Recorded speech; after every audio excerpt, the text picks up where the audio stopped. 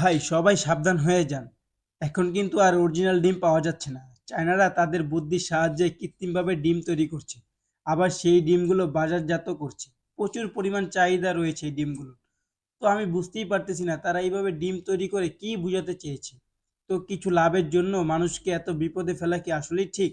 আমার তো মনে হয় না। তারা কেমিক্যালের মাধ্যমে ডিম তৈরি করে এই ডিমগুলোকে আবার বাজারজাত করছে এবং বিপুল পরিমাণ লাভও করছে। তো আমাদের বাংলাদেশেও মনে হয় কিছু এরকম ডিম চলে আসছে। তো আমাদের বাংলাদেশের সবার উচিত একটু সাবধানে ডিম কেনা, কারণ ডিম আমাদের রেগুলার প্রতিদিনই লাগে। তো ভাই যদি ডিমে এইসব ডিম আমরা খাই, তো আমার মনে হয় না কোনো উপকার হবে, বরং আরও ক্ষতিকর হবে। তো স্বাস্থ্যে অনেক রোগ দেখা দিতে পারে। তো আপনারা একটু চেষ্টা করবেন যাতে এই ডিমগুলোকে না কেনার।